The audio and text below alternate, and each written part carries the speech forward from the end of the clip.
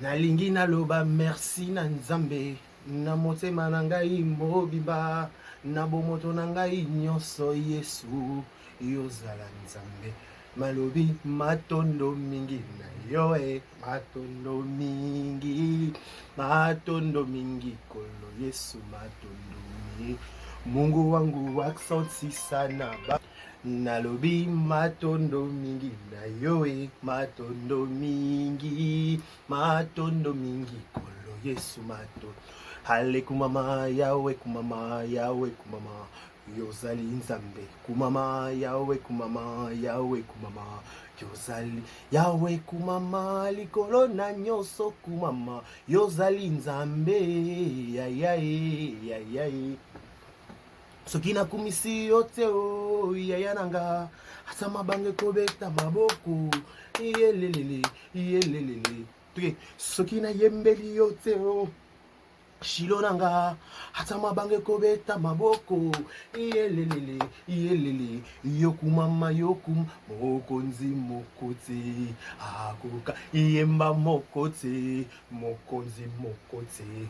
nayembi mokote mokonzi mokote nayemba mokonzi mokote akokani na yo yawe mokote akokani na yo mokonzi mokote akokani na ye mokonzi mokote akokani na yo mokonzi mokote yemba mokote nayembi mokote nayemba mokonzi mokote akokani na yo yawe mokonzi mokote akokani na yo mokonzi mokote nayembi mokonzi nayemba mokote nayemba mokote ye mokonzi mokote nayemba mokote gana lobi mokote mokonzi mokote kokani na yo mokonzi mokota kokani na yo. La Bible dit chanter c'est prier deux fois. On m'a déjà dit que c'est pas la Bible qui dit, mais on a l'habitude de dire que chanter c'est prier deux fois. C'est pour dire il siège au milieu de louange et d'adoration. Donc être au kumisakaye tonto tombo la kombo na ye elinga ko lakisa ke biso toza ba elo côté biso toza ba tout simple yende atombo moi yenda zo lokumu yenda siéger au milieu de louange na ba adoration to pe sinza merci to bonzeli émission oyo to bonzeli ba village to bonzeli bon moi na biso toza ba pèlerin toza ba sumu ki toza ba incrédule en fait mais na bon lingoli na ngolo a compter so biso parmi ba vivant mon kola lelo yo to bine kinza besoin lokumu yo no bongi yo no mérité c'est pas à nous Seigneur. C'est par ta volonté, c'est pas à nous, c'est pas par nous-mêmes, c'est par ta volonté. Parce que quand si on marche, si on voit, soto le maboko ça ba mouvement, munoko le ba zolo yoka mato yoka. Donc zolo yoka solo, mato yoka maboko loba. Donc cela veut dire que tu peux sans tu peux sans tu peux sans nzambe kaka merci. Tout le bane ki yenda kumoko konzi moko ta kokane, c'est très important de louer l'Éternel, c'est très important de dire à Jésus merci, c'est très important de dire à Jésus nakabelo journée nanga nakabelo bo moy nanga nakabelo ba jour nanga nakabelo ba mois nanga nakabelo ba zer nanga nakabelo ba seconde nanga yo et là moko te ko komela sans autorisation na yo. Il faut déclarer ça à Dieu. Je dis toujours à Dieu mais et là moko te ko permettre komela ce qui me permettre te ce qui permettre on sait que le pourquoi permettre qu'il y a ça meilleur la personne merci na makamune ça la bon aider carré ba chia. Donc voilà, je dis encore merci à l'Éternel des armées, le Dieu de mon père Élu Lutumba, fléchissons nos genoux. Voilà, je dis encore merci à votre merci, bonjour, bonsoir, bienvenue chez nous. La Vérité News à télévision, c'est toujours un réel plaisir de vous tenir compagnie pendant quelques minutes à la présentation. C'est votre humble serviteur. Mais bon, ça, émission à télé, par rapport. Humble serviteur des Caribachia, car soit 1m70 par choc à Kingo Mombelo Giboul, l'homme de Boya et Makamboza. Je vous dis un grand merci. Abonnez-vous massivement, likez, partagez, laissez des commentaires, ça me fera énormément plaisir. Voilà, laissons-nous aussi souhaiter un heureux anniversaire à tout le monde. Joyeux anniversaire à vous, que du bonheur, longévité, prospérité soit votre histoire, que vous prospérez à tous égards de la part de 1m70 de Caribachia. Nos sincères condoléances aussi le plus attristé La famille au bazar éprouvé, être cher Nabango. Nous sommes de cœur avec vous. Au nom de Vérité News officielle et toutes ces personnalités, on vous présente nos sincères condoléances le plus attristé. Je sais que c'est pas facile que vous sa papa, que vous sa maman, que vous être cher Nayo. Au nom de Vérité News officielle et toutes ces personnalités, on vous présente nos sincères condoléances le plus attristé. Voilà, on va en parler, on va en discuter par rapport à ma combo.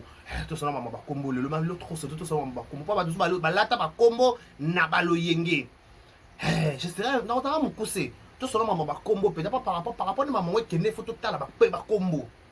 Bah tout nous bah comment en fait en passant si je savais ça, c'est pour très bientôt dans la SB de consommer déjà si je savais ça avec SB si la bissa le mams babi numéro 1 à Babakouk numéro 1 à Babakouk numéro 1 à comédien tout représentant à comédien représentant légal nous dans la pété penza à Babakouk tout nous dans la pété ba comment défendre le drapeau à Congo il y a comédien nous mémoire à charge il y a comédien et il y a basi pe so kande matina ko chapela mi bali ça fait kande matika na sangisi pe na mibali na basi na ba nouvelle talent na sangisi pas ka kanda oyebi donc voilà c'est pour très très bientôt si je savais ça avec SB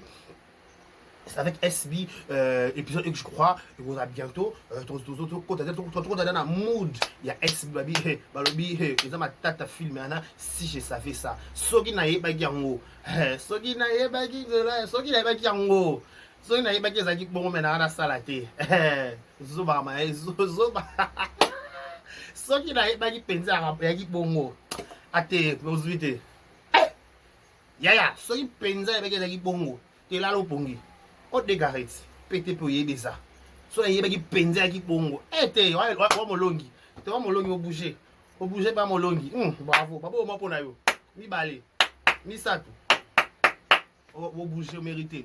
Donc voilà, je disais que si je savais ça c'est pour très très bientôt avec SB vous allez scotcher vous avez la passion parce qu'il y aura à boire et à manger dans ces films, c'est pour très très très bientôt si je savais ça.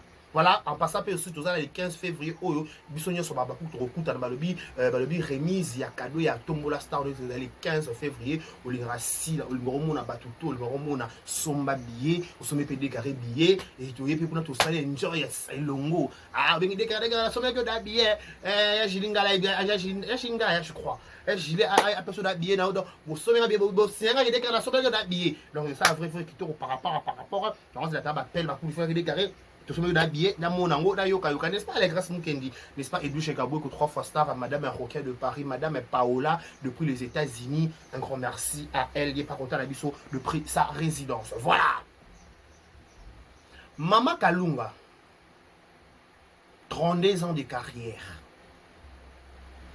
je dis toujours en 2025 to lobela mutu nyonso à l'exception de personne. En 2025, au Penza, au Sali Malamu Tolobeli, au Sali Mabépé Tolobeli. L'autre belle maman Kalunga, 32 ans de carrière. Je crois, le mois de février, le mois d'avril. Na 32 ans de carrière, son maman Kalunga Sali. On peut juste dire applaudir. Elle a marqué son époque de 1. Elle est jolie. Elle a laissé des empreintes. Oyo, surtout au monde, tout le monde a Simon, tout le monde a une image jolie Kalunga. On se le dit. Tout le monde a exaucé Kalunga. Qui est là, tout le monde a décor. Tout le monde a Jérémy, tout le monde a un langage pour 4 mangala na scène. Tout le monde peut-être fait muto auto yebi abandonné tout de tout côté mon maboke tout le monde a maman Kalunga. Pour l'époque maman Kalunga so ba 4 linga. Mangala mabelo quoi Kalunga mais pourquoi? Vous comprenez un peu? Toi qui comprends, tu vois, eh maman Kalunga mangala mabe peut-être tu dois aussi porter mangala na épété.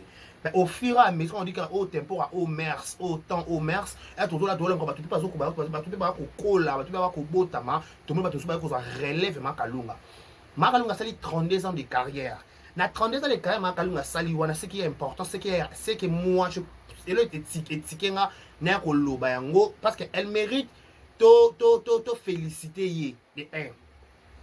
Elle mérite avoir combo au batumusu bazwa ba combo na place comment ils ont mérité combo il faut pas perdre maman Kalunga en passant batumusu ba combo lata ba combo au temps lati combo ya mutu to lati combo na ba esprit combo elandaka s'il vous plaît combo elandaka combo wana tant ozolata combo ça sur toi que kombo na lati na sala makambo lokola mutu wana na sala pe pouvoir lokola mutu wana na pouvoir na règne na nga ne na lata kombo wana pa ba tout ça ba kombo des nga ba benga peut-être la queen oza queen sur quelle base oza na royaume nini botama na empire ni to pe la royaume na lignée nini na vie na famille no bana na lignée royauté mais on lata kombo nga la reine nga so la nani nga pe so la princesse nga pe non non non non non non il faut porter des noms au vous maîtriser au dans la lignée na bino s'il vous plaît.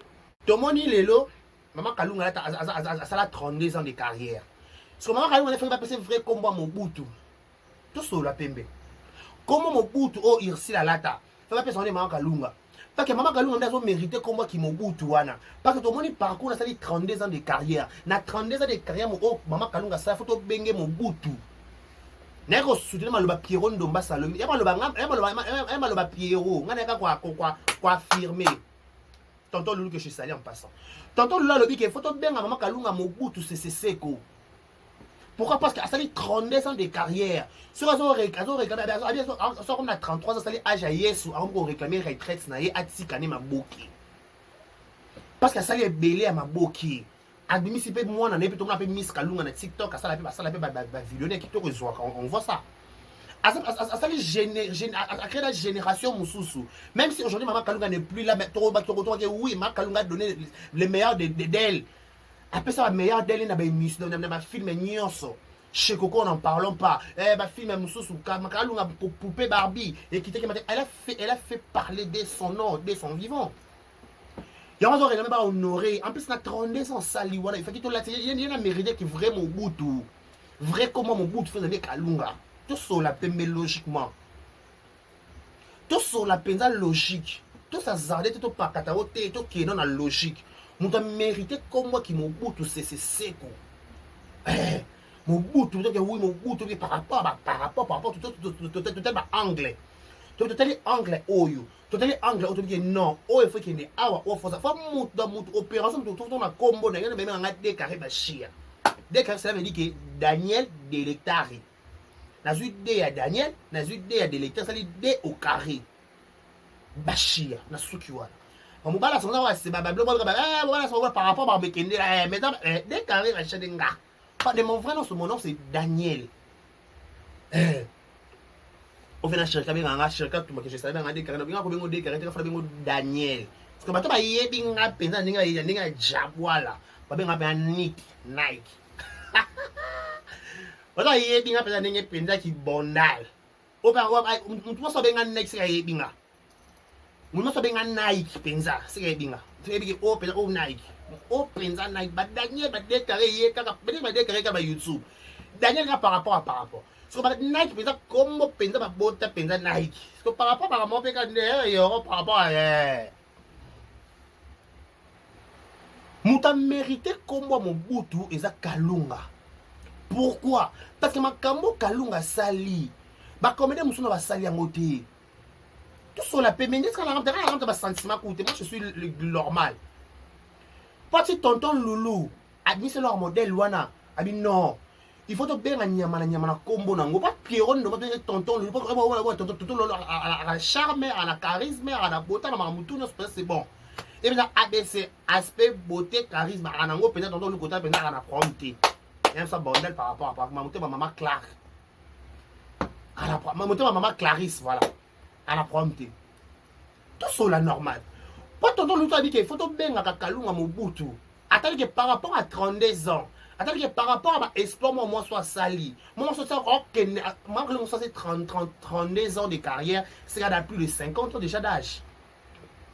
Si, c'est à plus de 50 ans d'âge. Parce que plus de 50 ans d'âge, on a Kalunga tourné en caca. Plus de 50 ans d'âge, Kalunga toujours na 6 ans YouTube et Azawana. Oh, Nzonzing et Azawana.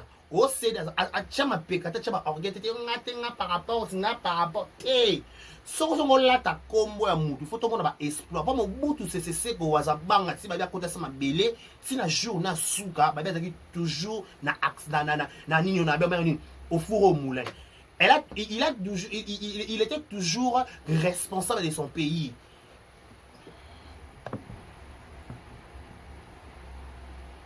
Là, attendez, j'ai une âme sa lumière.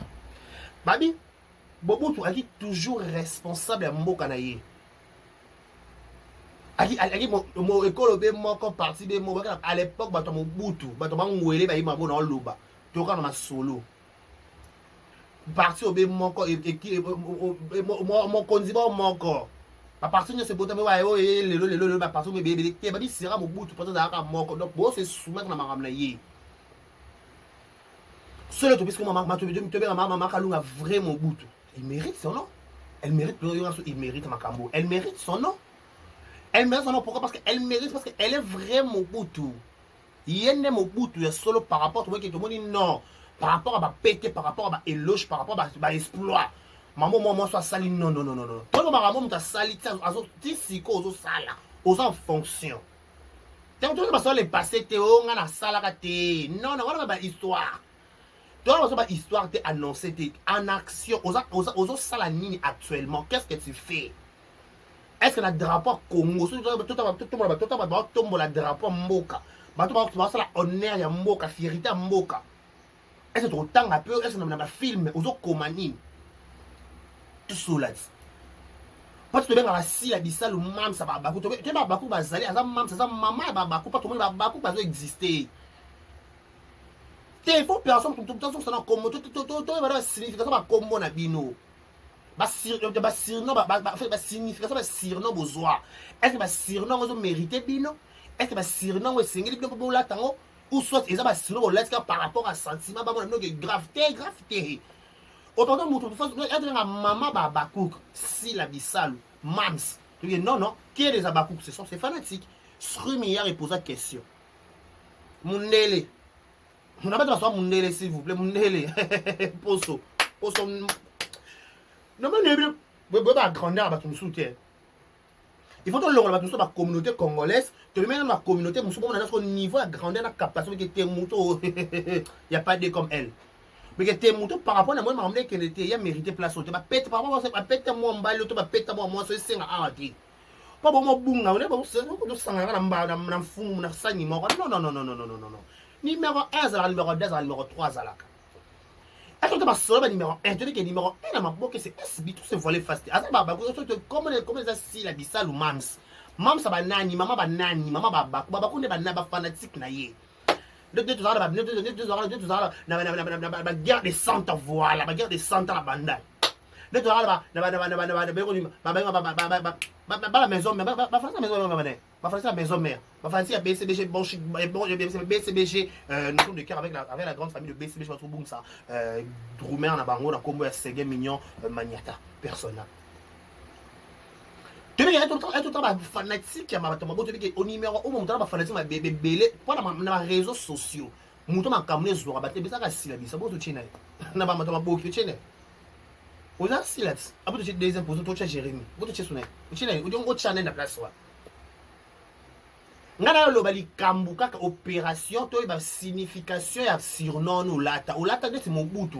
To bi Mobutu to bi Mobutu black sur le plan ya théâtre.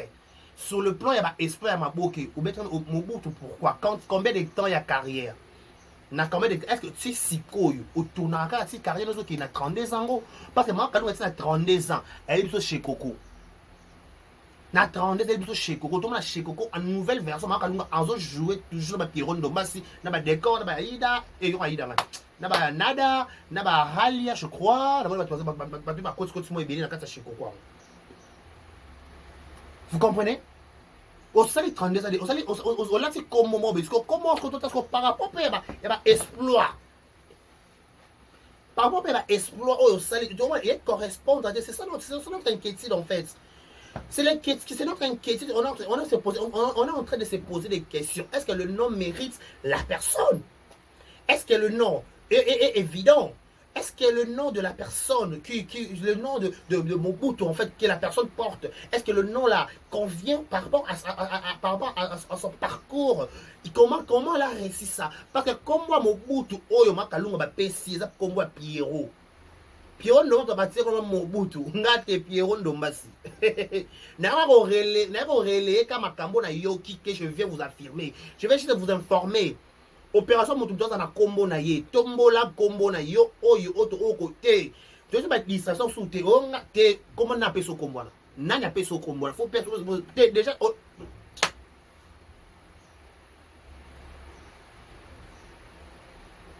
Non, mais il y a un combo.